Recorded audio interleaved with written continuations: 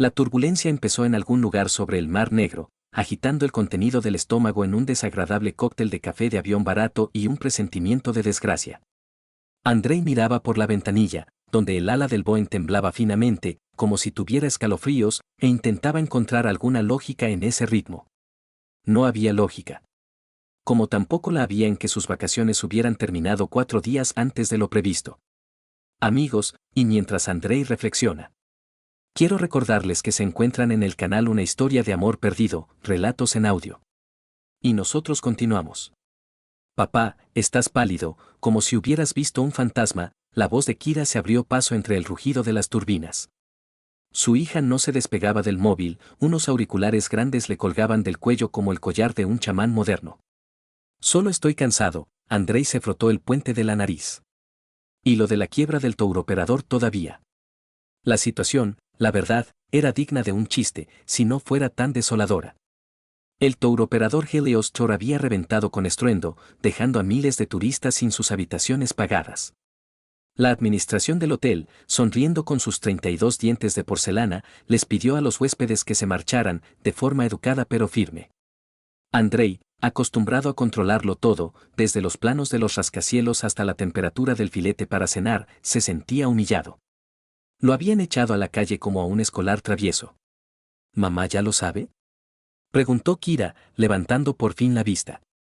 En su mirada, normalmente oculta tras las lentes de sus gafas y una mueca irónica, se leía la preocupación. El abonado está temporalmente no disponible.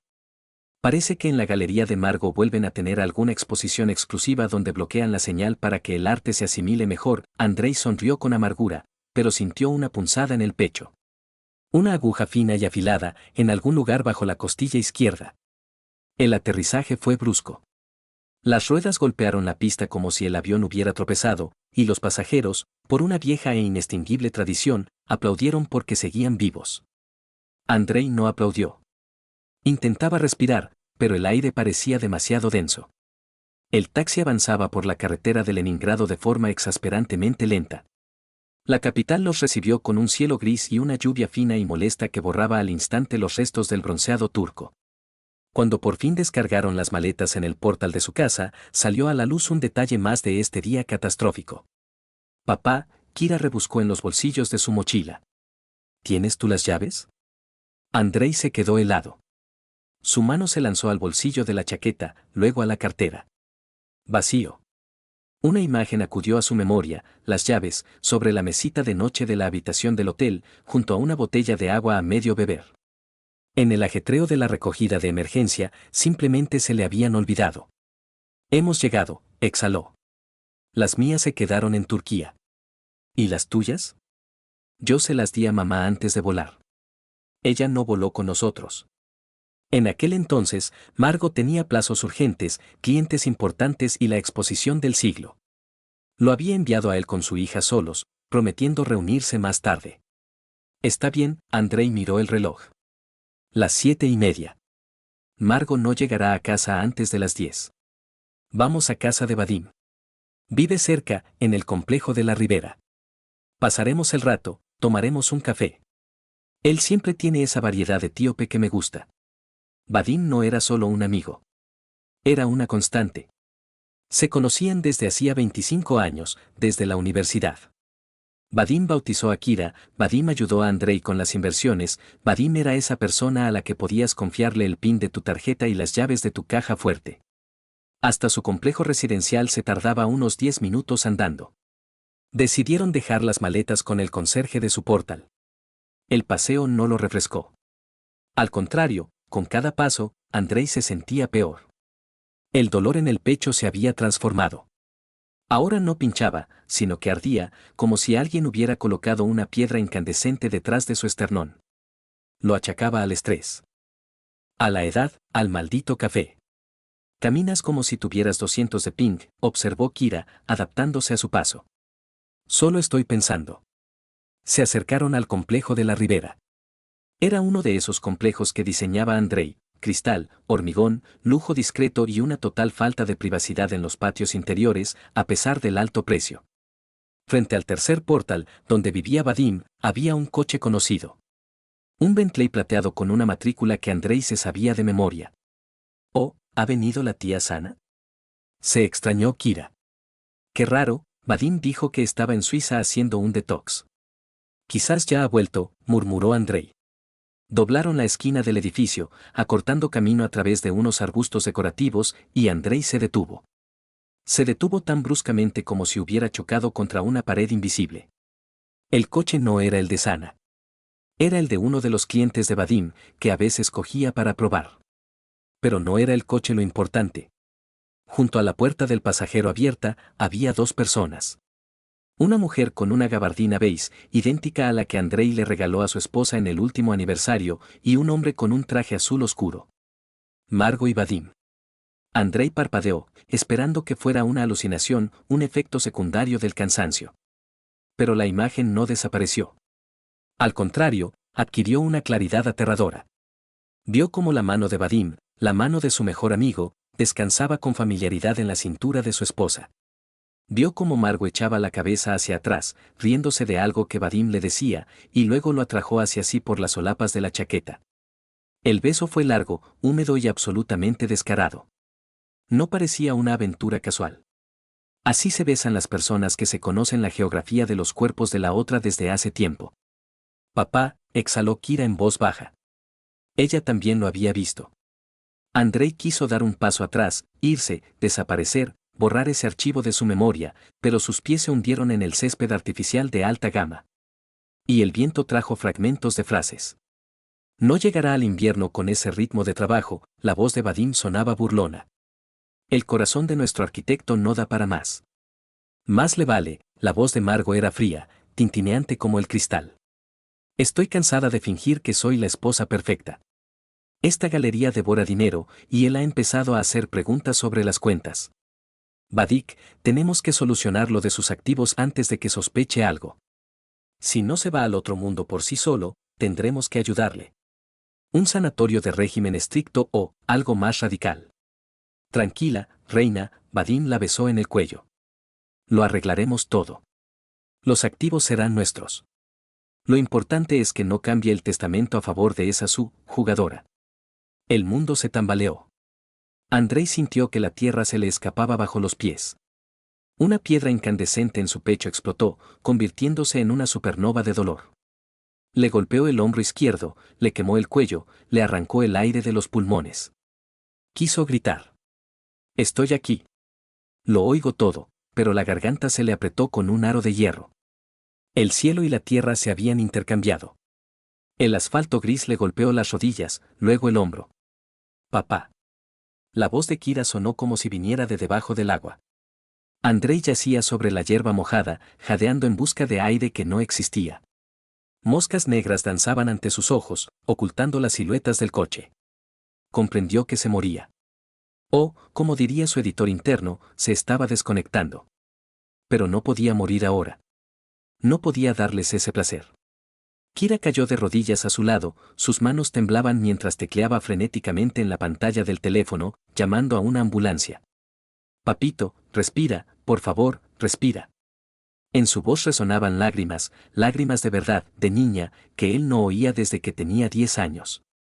Andrei reunió las fuerzas que le quedaban, enfocó la mirada en el rostro pálido de su hija. Sus labios se movieron, expulsando palabras a través del dolor. Calla, graznó. Kira, no dejes que se den cuenta de lo que hemos visto. Ni una palabra, a mamá. La oscuridad lo cubrió como una manta suave y pesada, y lo último que oyó fue el sonido de un motor Bentley alejándose. Se habían ido, sin haber notado a los dos espectadores en la platea. El despertar fue como emerger de una gran profundidad. Primero volvió el oído, el pitido rítmico y constante de los aparatos, el susurro de las ruedas sobre el linóleo, voces bajas. Luego el olfato. Olor a alcohol, a lejía y a algo dulzón, medicinal. Andrei abrió los ojos. Un techo blanco. Demasiado blanco, demasiado liso. La sala de cuidados intensivos. Intentó moverse, pero su cuerpo se sentía ajeno, como de algodón, enredado en cables y tubos. Ha despertado, la voz del médico sonó a su izquierda. Bueno, bienvenido de nuevo, Andrei Nikolayevich. Nos ha dado un buen susto. Andrei giró la cabeza. Junto a la cama, en una silla de plástico incómoda, estaba sentada Kira. Parecía haber envejecido 5 años en una sola noche. Tenía ojeras oscuras bajo los ojos, el pelo recogido en un moño desordenado, pero su mirada era clara y dura. 20 minutos más y no estaríamos hablando. Ha tenido suerte de que su hija reaccionara tan rápido y de que la unidad estuviera cerca. Lo principal ahora es el descanso. Nada de preocupaciones, nada de trabajo. ¿Me ha entendido? Andrei asintió débilmente. El médico anotó algo en su tableta y salió, dejándolos solos. ¿Papá? Kira se inclinó hacia él, bajando la voz hasta un susurro. No he dicho nada a nadie. Los médicos creen que ha sido por sobrecarga. Estrés, el vuelo, los nervios. Mamá, vendrá pronto. La llamé por la mañana, le dije que te habías puesto malo. Andrei intentó apretarle la mano. Los dedos le obedecían mal, pero lo consiguió. Lo has hecho muy bien, susurró. Tenía la garganta seca, la lengua se movía con dificultad. Ellos, no deben saberlo. Lo he entendido, asintió Kira. Ahora es nuestro secreto. La puerta de la habitación se abrió de golpe, dejando entrar un torbellino de vida lujosa. Margot irrumpió como si entrara en el escenario de un teatro de provincias. Llevaba un impecable traje de cachemira y en las manos apretaba una bolsa con naranjas brillantes, un punto de color en la blancura estéril de la UCI. Dios mío, Andrei, exclamó, lanzándose hacia la cama. ¿Cómo ha podido pasar? Casi me vuelvo loca cuando me llamó Kira. Dejó las naranjas en la mesita de noche y se inclinó para besarle la frente. Andrei contuvo instintivamente la respiración, pero el olor lo alcanzó de todos modos. No era su habitual y ligero aroma floral. Olía a sándalo pesado y especiado. El perfume de Vadim. Olor a traición, incrustado en el cachemir. Pobre mío, gimoteó Margot, acariciándole la mano. Sus caricias eran frías y de alguna manera mecánicas. Los médicos dicen que has trabajado demasiado. Ya te lo decía yo. Te dije que este proyecto te iba a agotar. ¿Por qué volviste antes? Podrías haber seguido descansando. En su voz, Andrei oía la falsedad. Cada nota era incorrecta. No preguntaba por qué había vuelto. Le reprochaba. Interpretaba el papel de esposa cariñosa, pero sus ojos recorrían la habitación, evaluando el entorno, los aparatos, las posibilidades. Agua, logró decir Andrei para interrumpir aquel espectáculo. Margot se apresuró de inmediato, sirviendo agua en un vasito. Claro, cariño, claro. Necesitas reponer fuerzas. Ya he hablado con el mejor centro de rehabilitación en cuanto te trasladen de la UCI. Tiene una naturaleza maravillosa, pinos. Un sanatorio, pensó Andrei. O algo más radical. Alguien llama, Margot se agitó, sacando el teléfono del bolso. Perdona, cariño, es de la galería, hay un desastre con los proveedores. Salgo un segundo. Salió al pasillo tan rápido como había entrado.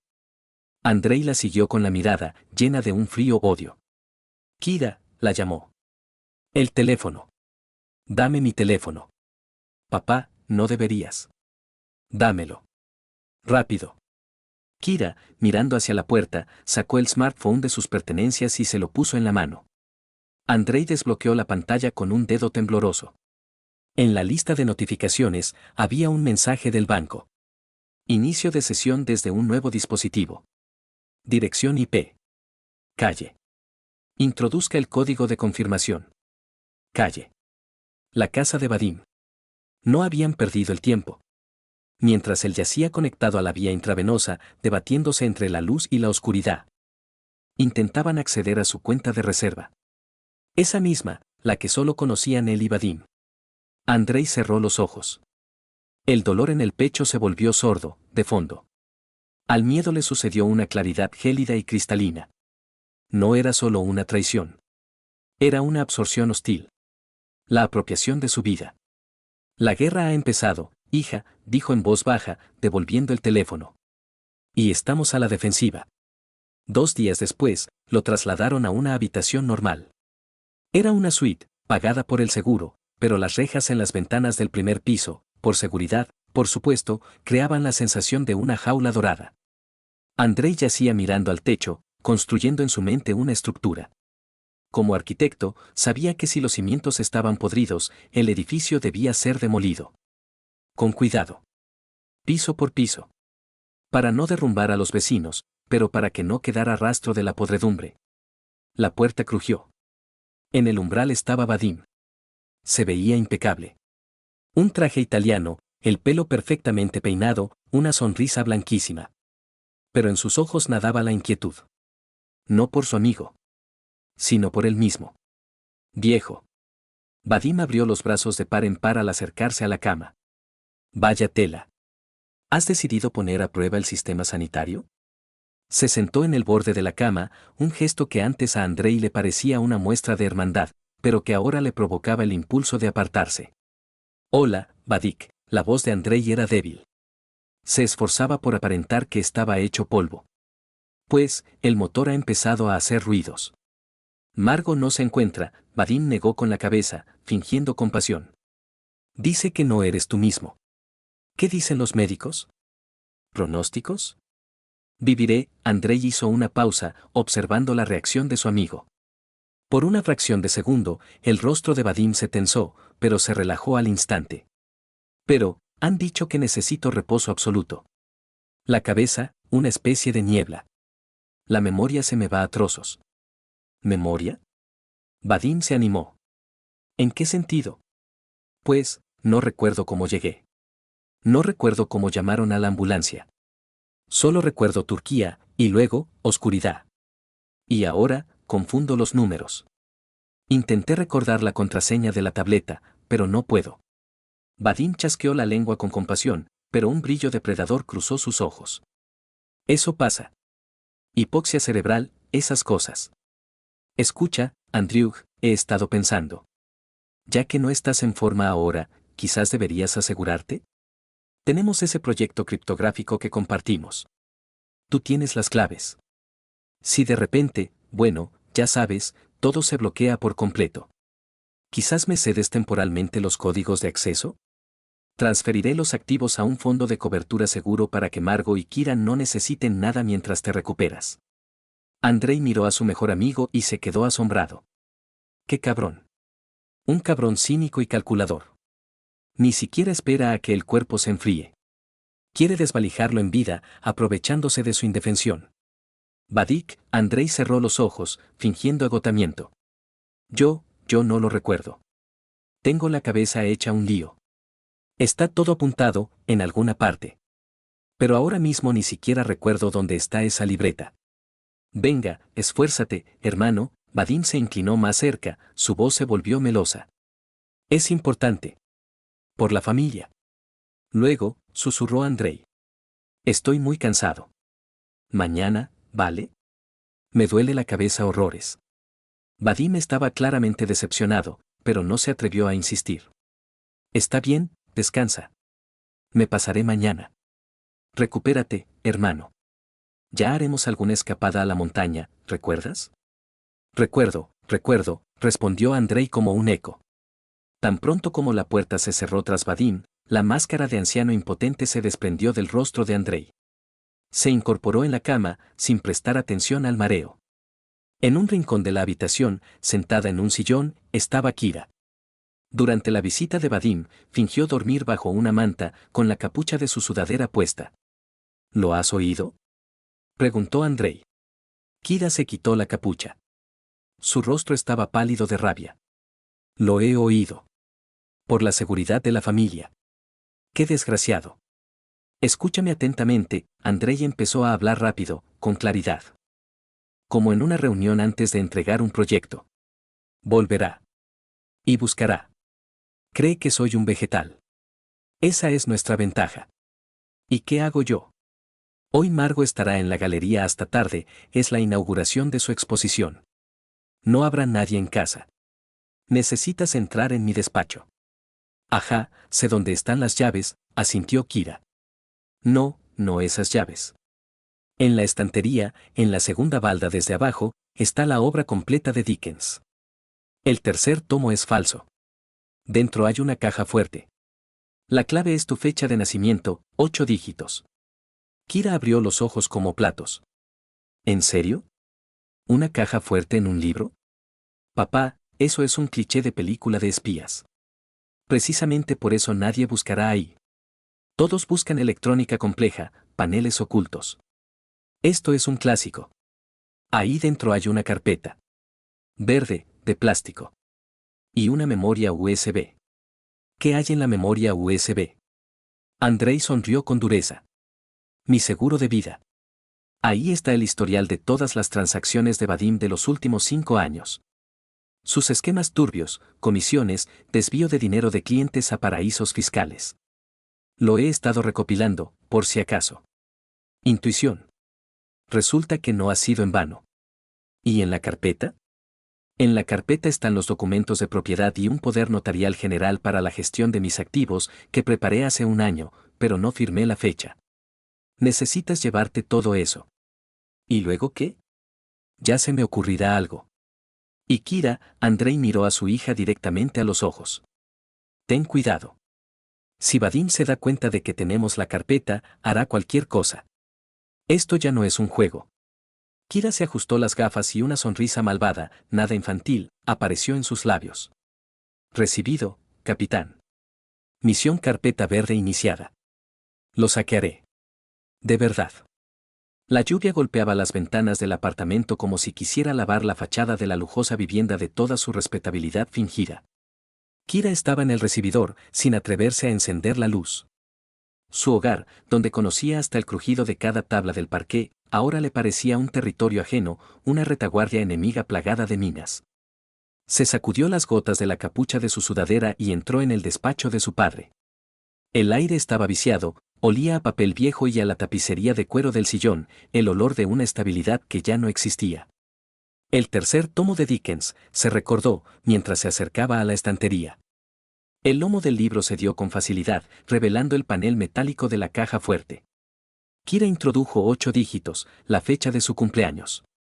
La cerradura hizo clic con un sonido suave y caro. Dentro, en la oscuridad aterciopelada, estaba ella, la carpeta verde de plástico. Una simple carpeta de oficina que guardaba la muerte de la carrera de Vadim y la libertad de su padre. De repente, la cerradura de la puerta principal chirrió al girar la llave. Kira se quedó paralizada. El corazón se le hundió hasta el estómago. Margo debía estar en la cena benéfica al menos 2 horas más. Pero el sonido de los tacones sobre las baldosas del recibidor era inconfundible, un repiqueteo nervioso y rápido. Sí, estoy en casa. La voz de su madre sonaba alta, claramente estaba hablando por teléfono. Vadik, deja de ponerte histérico. Nadie sospechará nada. Kira metió la carpeta bajo su voluminosa sudadera, pegándola al vientre, y se lanzó hacia la salida del despacho, pero el camino estaba cortado. Su madre se dirigía al dormitorio, cuya puerta estaba justo enfrente. La chica se escabulló detrás de la pesada cortina de la ventana, rezando a todos, desde Elon Musk hasta San Patricio, para que su madre no decidiera ventilar la habitación. Margo entró en el dormitorio, continuando la conversación. Tiró su bolso sobre la cama y, por el sonido, empezó a desabrocharse los zapatos. Vadim, escúchame, su voz se volvió dura, casi metálica. Los médicos dicen que los pronósticos son inciertos. Su corazón está desgastado, como el motor de un viejo Lada. Si el viejo se nos va pronto, y todo apunta a eso, venderemos la oficina entera. Ya hay compradores, esos promotores llevan tiempo relamiéndose con sus licencias. Kira se tapó la boca con la mano para no gritar. El viejo se va a ir. Eso lo decía una mujer que por la mañana le había arreglado la almohada a su padre. Y tampoco era tan viejo. Sí, el poder notarial es un problema, continuó Margo. Pero lo encontraré. Registraré toda la casa. Él esconde los documentos en algún sitio. Quizás en una caja de seguridad, quizás aquí. Bueno, necesito ducharme, estoy hecha polvo. Se oyó el ruido del agua en el baño contiguo al dormitorio. Era una oportunidad. Kira se deslizó fuera de su escondite. Pero no podía irse así como así. Su padre le había enseñado, si no tienes escudo, coge una espada. Sacó de su bolsillo una grabadora que había desenterrado entre sus cachivaches electrónicos. Pulsó el botón de grabar y, con un movimiento rápido, la empujó con el pie hasta el fondo debajo de la cama, más cerca de la cabecera. Allí, donde a su madre le gustaba hablar por teléfono antes de dormir. Ya estaba en el pasillo cuando el agua de la ducha cesó. Margot salió en bata y se topó de bruces con su hija. ¿Kira? Su madre se sobresaltó. ¿Qué haces aquí? Dijiste que estarías en casa de Masa. En los ojos de Margot se mezclaban el miedo y la sospecha. Pensaba frenéticamente. ¿Había oído algo su hija o no? Kira cogió aire y activó el modo adolescente rebelde a máxima potencia. Me olvidé el cargador. Gritó, sonándose la nariz. ¿Y tú, a ti te da igual? Papá está en el hospital y tú aquí, arreglándote. No te importa nada. Hizo la voz deliberadamente chillona, desagradable. Margot exhaló. La sospecha en sus ojos se transformó en la habitual irritación. No te atrevas a levantarme la voz, la cortó fríamente. Trabajo para que tengamos dinero para el tratamiento de tu padre. Vete a tu masa y no me saques de quicio. Ya lo estoy pasando bastante mal. Te odio. Gritó Kira para darle más fuerza, cerró la puerta principal con tal ímpetu que las paredes temblaron y salió disparada al hueco de la escalera. En el ascensor, se deslizó por la pared hasta el suelo.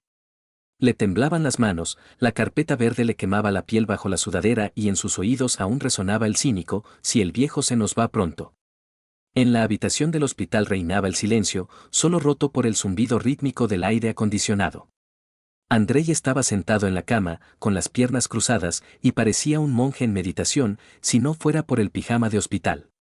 Kira, en silencio, colocó la carpeta delante de él y un pequeño auricular conectado a su teléfono.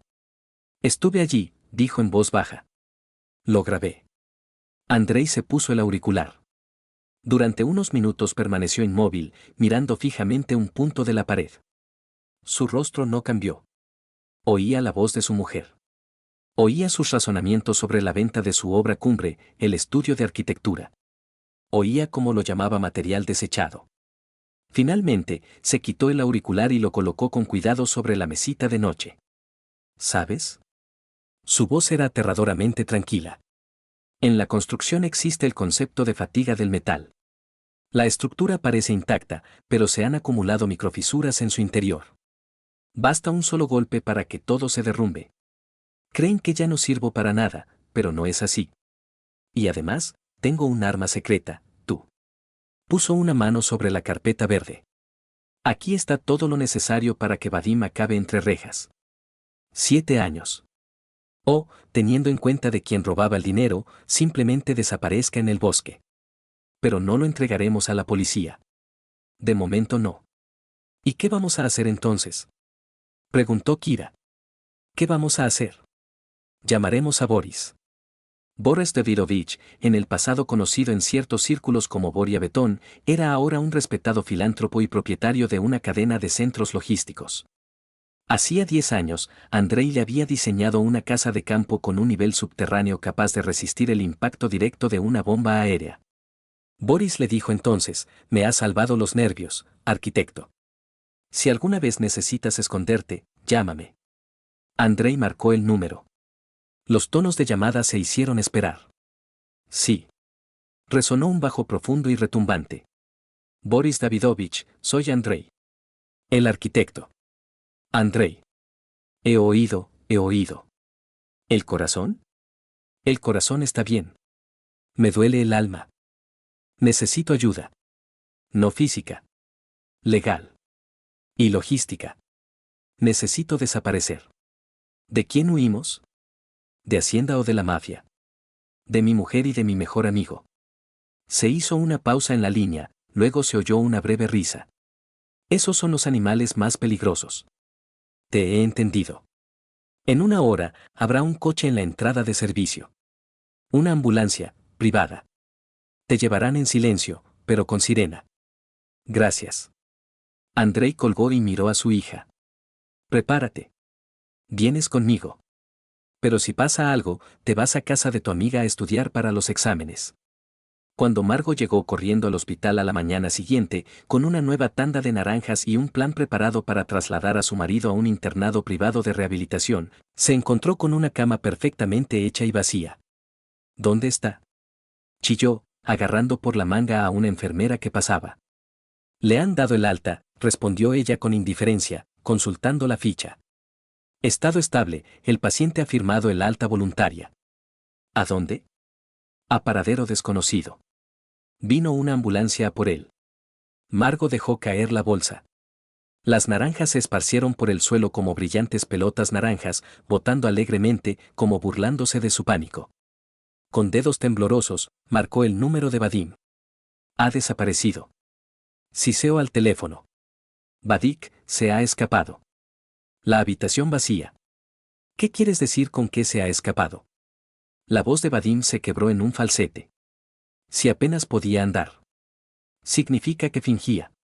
Vadim, si llega a los documentos. Cállate. No te pongas histérica al teléfono. Ya voy para allá. El apartamento del hijo de Boris estaba en el piso 25 de una torre en el Seri. Era un reino de alta tecnología, enormes ventanales panorámicos, un mínimo de muebles y un rack de servidores en una esquina, zumbando como una colmena alborotada. Andrei estaba sentado frente a 3 monitores. Ya no parecía un enfermo. La palidez persistía, pero sus movimientos eran escasos y precisos. Estaba construyendo un nuevo proyecto. El proyecto de la destrucción de su propia vida, para poder erigir algo real sobre las ruinas. El servidor de Vadim es un colador, comentó Kira, sentada en una mesa contigua con su portátil. La contraseña de Margo es 123. ¿En serio? Es un idiota hasta para la ciberseguridad. No es un idiota, es un narcisista egocéntrico, corrigió André. Cree en su propia invulnerabilidad. El paquete de datos estaba perfectamente formado. Extractos bancarios, escaneos de contratos falsificados, correspondencia con registradores de empresas fantasma. El destinatario. Sana Eduardovna Volskaya. La esposa de Vadim. La verdadera propietaria de todo su negocio familiar. Una dama de hierro que mantenía a su marido a su lado como a un caniche bonito pero tonto. André pulsó enviar. La barra de progreso se llenó de verde. El correo se había ido. Los 2 días siguientes, André y Kira observaron el efecto, como científicos ante una reacción en un tubo de ensayo. Margo y Vadim se movían frenéticamente por la ciudad. Margo intentó presentar una denuncia en comisaría por desaparición de persona, pero allí la rechazaron amablemente. La persona era mayor de edad, plenamente capaz, se había dado de alta voluntariamente, no había nada criminal. Vadim intentó encontrar la carpeta verde en el despacho de André, revolviéndolo todo. Encontró una caja fuerte, pero ya estaba vacía. El desenlace llegó el jueves por la noche. El micrófono oculto, todavía debajo de la cama de Margo, transmitía un sonido de excelente calidad. Sonó el teléfono en los altavoces. Margo cogió el auricular. Bueno, ¿lo has encontrado? Margo, la voz de Vadim temblaba, con notas de pánico real, animal. Se acabó. ¿Qué se acabó? ¿Estás borracho? Sana. Lo sabe todo. Ha congelado las cuentas. Las corporativas, las personales, incluso la tarjeta del gimnasio. Intenté pagar la comida y el terminal me dio error. Y hace una hora, la seguridad no me dejó entrar en la oficina. Me sacaron una caja con mis cosas a la calle. Como en una película de pacotilla. ¿Y ahora qué? La voz de Margo se heló al instante. ¿Ya has solucionado el problema? ¿Cómo voy a solucionarlo? Me ha enseñado los extractos. Está todo ahí. Todas mis transferencias fraudulentas. Me amenaza con un juicio. Margo, no tengo a dónde ir. ¿Puedo ir a tu casa? Se hizo el silencio. André, en su refugio, sonrió. Sabía cuál sería la respuesta de su esposa. ¿A mi casa? Repitió Margo con asco. ¿Te has vuelto loco? Si André vuelve, o sus abogados. ¿Y tú aquí, con una caja de cosas? Ni hablar. Arréglatelas tú solo con tu furia. Me prometiste que todo estaba bajo control. ¿Y ahora eres un bancarrota sin futuro? Margo, pero nosotros estamos juntos. No inventes, das pena, la cortó ella. No me llames más. Tengo que salvarme a mí misma. Se cortó la comunicación. Kira se quitó los auriculares y miró a su padre. Cruel. ¿Y qué querías? Respondió André. Las ratas han empezado a devorarse entre ellas. Es hora de hacer la llamada de control. Sacó su viejo teléfono, que había estado apagado todo este tiempo, y pulsó el botón de encendido. El aparato explotó en vibraciones. 40 llamadas perdidas de Margo. 20 de Vadim. 5 de su suegra. André esperó a que el teléfono se calmara y marcó a Margo. Respondió al primer segundo. ¿André? Andriusa, por Dios. ¿Dónde estás? Me estoy volviendo loca, he llamado a todos los depósitos de cadáveres. ¿Qué está pasando? Su voz era una obra maestra de actuación, una mezcla de histeria, alivio y amor. Si André no hubiera sabido la verdad, se habría creído. Hola, Rita, dijo con calma. No cariño, ni Margo, sino un seco Rita. Cariño, dime, ¿dónde estás? Iré a buscarte. Los médicos dijeron. Los médicos dijeron que necesitaba descanso. Me lo he procurado. Pero, ¿por qué te fuiste? Sin decir nada.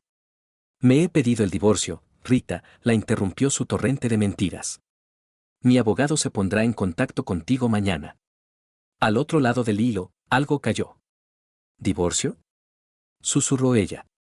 André, ¿qué tonterías son estas? ¿Tienes una crisis de la mediana edad? ¿Es por la enfermedad? Nosotros, somos felices. ¡Qué ridículo! Se acabó el espectáculo. Es por esa zorra, ¿verdad? ¿Tienes a alguien? Pasó a la ofensiva, la táctica infalible de la mejor defensa. ¿Has encontrado a una joven? ¿Por eso te escapaste? No. Por eso no. Pero el sanatorio y el susto me asustaron mucho. André, eso, lo has entendido todo mal. Era una broma. Estábamos ensayando una escena. Para una fiesta. André se rió. Amarga, secamente. Bravo. Me lo creo. Siempre fuiste una mala actriz, Rita, pero ahora te has superado a ti misma. Mañana vendrá gente a inventariar mis bienes. Mis bienes personales. Los cuadros de la galería, comprados con mi dinero antes del matrimonio, también están en la lista. No te atreverás.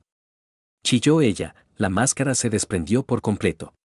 Te destruiré. Eres un viejo enfermo. Te quitaré todo. Sí, sí, lo que tú digas. Adiós. Colgó y sacó la tarjeta SIM. Y no soy un viejo en absoluto, murmuró. Bien, ahora es tu turno, le dijo Akira. La reunión estaba concertada en territorio neutral, una pequeña boutique de café en el centro, donde servían café al precio de un ala de avión. Sana Eduardovna Volskaya estaba sentada en una mesa junto a la ventana. Llevaba un abrigo de bisón, a pesar del barro otoñal, y grandes diamantes en las orejas. Parecía un tanque incrustado de cristales de Swarovski. Kira se acercó a la mesa, sintiéndose un poco incómoda con sus vaqueros y zapatillas deportivas, pero intentando mantener la espalda recta. ¿Kira Andreevna? Sana la examinó con la mirada. Siéntate. ¿Quieres café? Aquí el espresso es horrible, pero el interior relaja. No, gracias. Voy al grano. Los niños van al grano, resopló Sana. Tu padre me ha enviado una lectura muy interesante. La contabilidad de Vadim.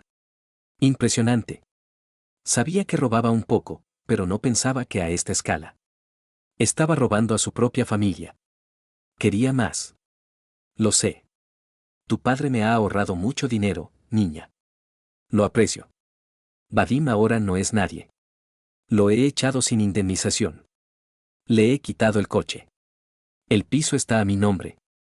Que viva con su musa. Su musa también lo ha mandado a paseo, sonrió Kira. Ayer. Sana se rió. Fuerte, con voz grave. Era de esperar. Margo siempre solo amó la comodidad. En cuanto Vadik se convirtió en un activo problemático, lo soltó. Precioso. Es como un terrario. Sacó una fina carpeta de su bolso y la puso sobre la mesa. Este es mi gesto recíproco de buena voluntad. Tu padre es un hombre inteligente, pero demasiado noble. Quiere hacerlo todo legalmente. Y yo soy una mujer vengativa. ¿Qué es esto? Estas son las conversaciones con amigos, con sus compañeros de póker. Es muy sincero ahí. Habla de tu madre. Con detalles.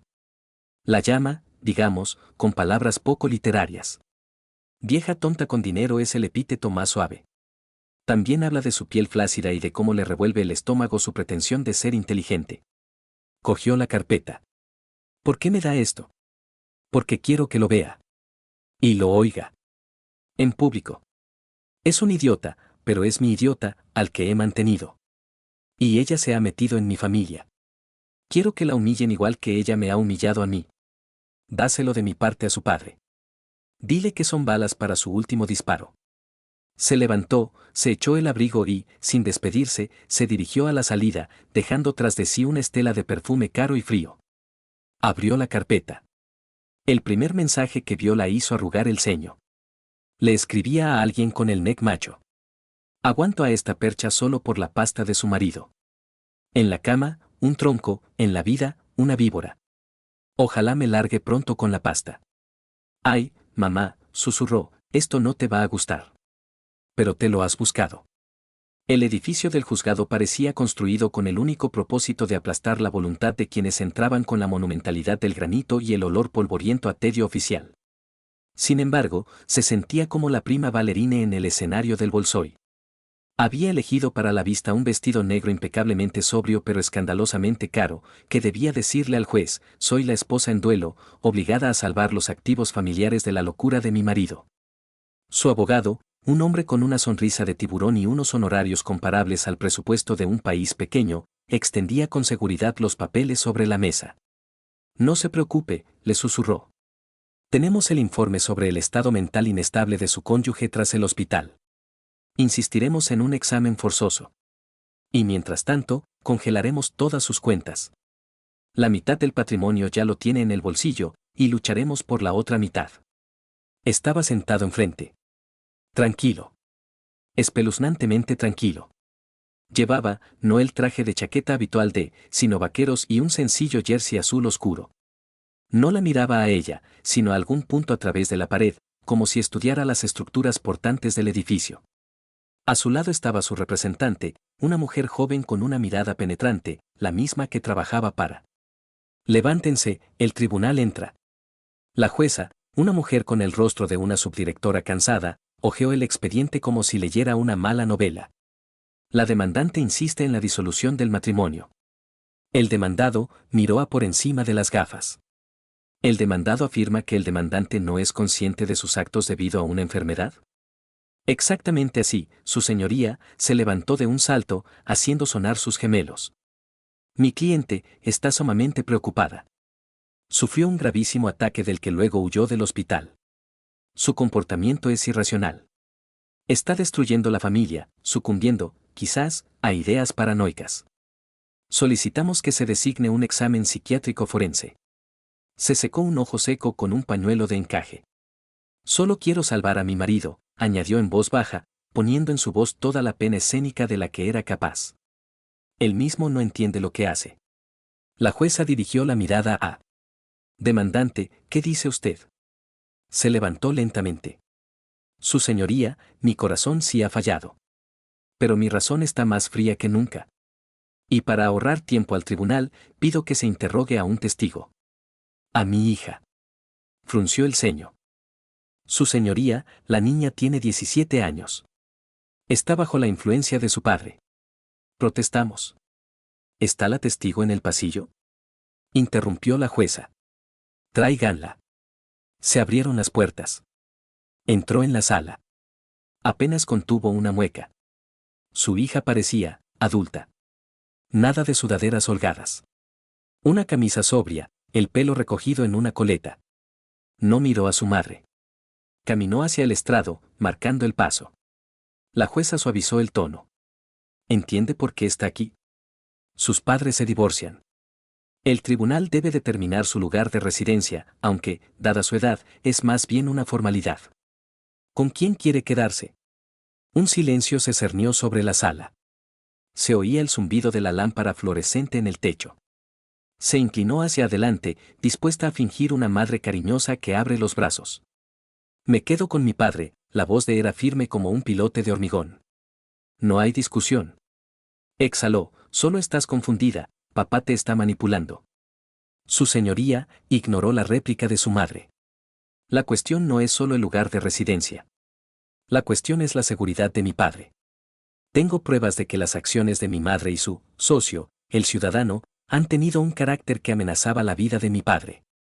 Palideció. Eso es calumnia. Gritó. Tengo una grabación de audio, sacó una memoria USB del bolsillo. Hecha el día que mi padre ingresó en el hospital. Y también una grabación de una conversación del dormitorio de mi madre, hecha 3 días después. Allí discuten, cito, cómo enviar al viejo al otro mundo cuanto antes para apoderarse de su empresa. La jueza extendió la mano. Entregue los materiales al tribunal. Se acercó a la mesa de la jueza. Estaba sentada, aferrada al borde de la mesa con tanta fuerza que se le pusieron los nudillos blancos. No lo creía. ¿Su propia hija? ¿Esa pequeña ameba, siempre pegada al ordenador? ¿Qué estás haciendo? Siseó cuando su hija pasó a su lado. Soy tu madre. Yo te di a luz. Se detuvo. Giró la cabeza lentamente. Detrás de las lentes de sus gafas, sus ojos parecían 2 trozos de hielo. Ya no tengo madre, dijo, de forma que todos en la sala pudieran oírla. Solo tengo un donante biológico de problemas. Y ese donante casi mata a la única persona que me quiere. El abogado de un jurista experimentado comprendió al instante hacia donde soplaba el viento. Si la grabación contenía realmente lo que decía la chica, no se trataba de un reparto de bienes. Se trataba de un artículo del Código Penal. Empezó a recoger lentamente los papeles en su maletín, como preparándose para una evacuación. La jueza declaró un receso para examinar los materiales. Pero por la forma en que miraba, el resultado era claro. A los 40 minutos se leyó el veredicto. La demanda de Andrei fue aceptada. El matrimonio quedaba disuelto. Pero el peor párrafo fue el último.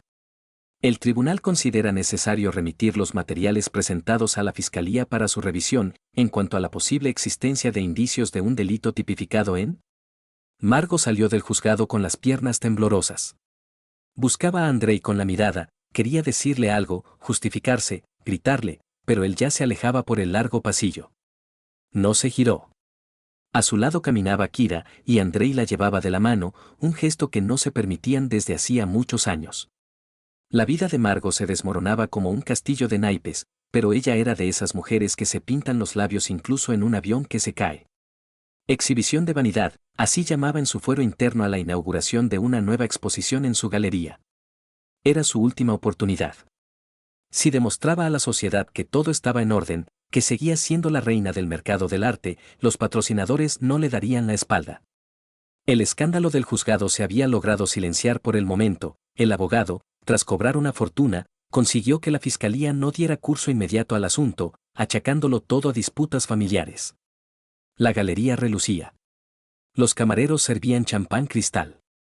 La flor y nata, ávida de cotilleos, acudió en pleno. Todos querían ver a la esposa abandonada del arquitecto. Margo sonreía tan ampliamente que le dolían las mandíbulas.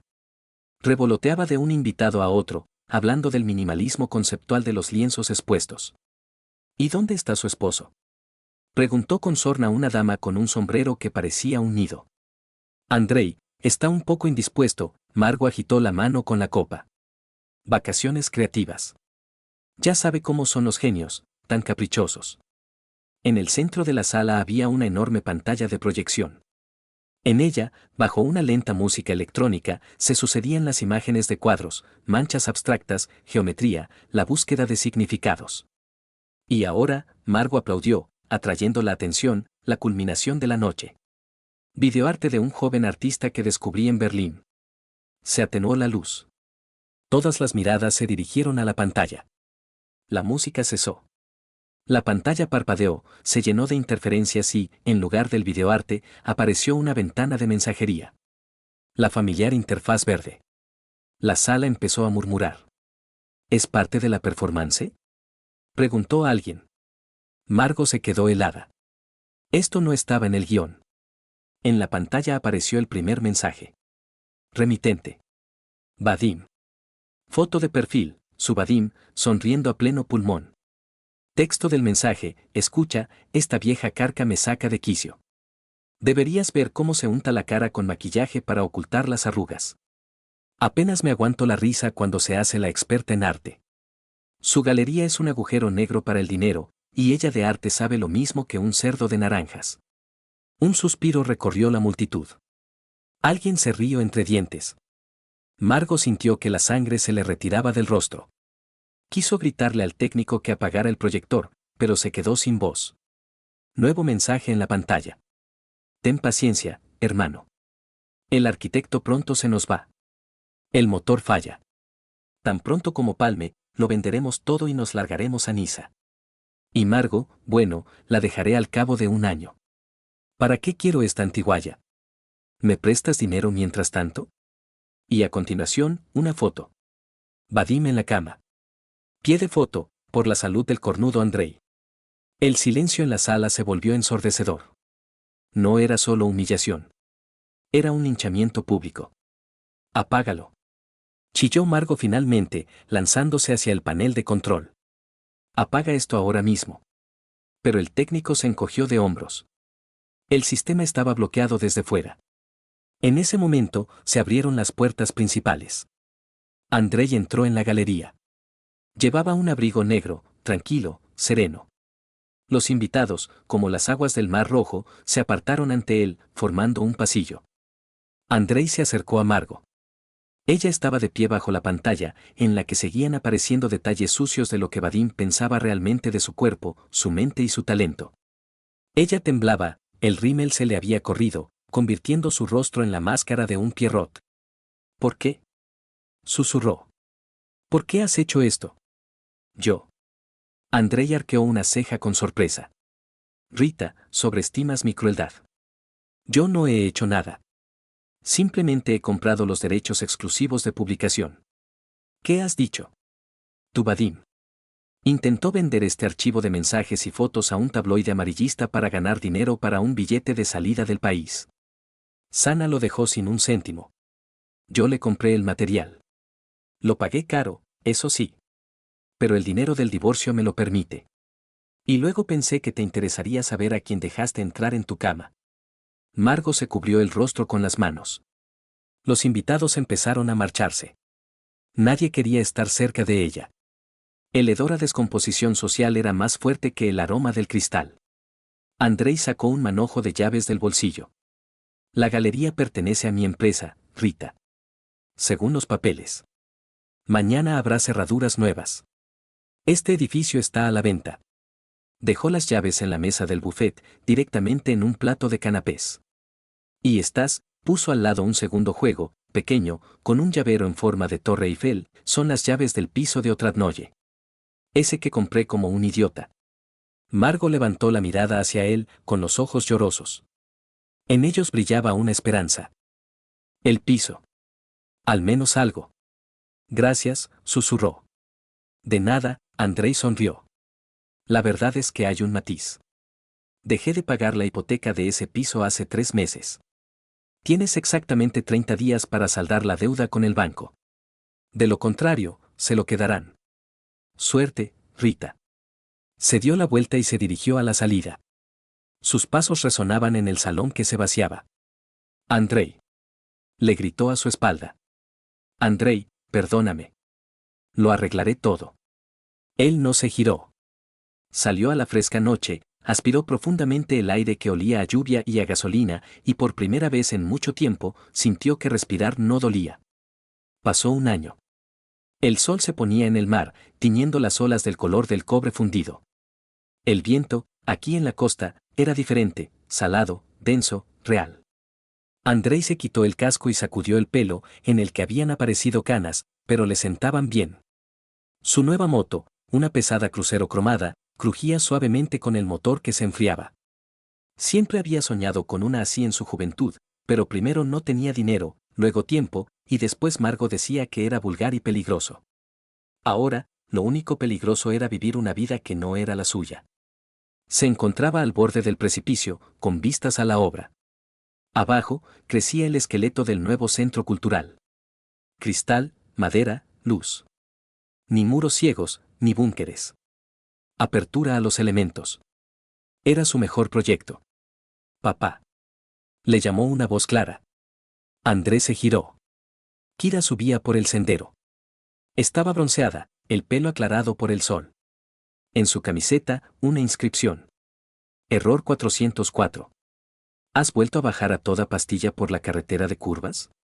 Frunció el ceño con severidad, pero sus ojos reían. Estaba probando la aerodinámica, se justificó André, abrazando a su hija. ¿Qué tal los exámenes? Aprobé sin presentarme. La Facultad de Ciberseguridad llora de alegría de tenerme entre sus alumnos. Por cierto, he estado investigando una pista digital interesante. No empieces, André levantó las manos. No me interesa dónde estén. Pues deberías. Es instructivo. Sacó una tableta. Mira. Vadim Sergeyevich. Le retiraron el carné de conducir hace 3 meses por conducir ebrio. Pero ahora trabaja en una empresa de transporte, lleva a gente de los suburbios a la estación.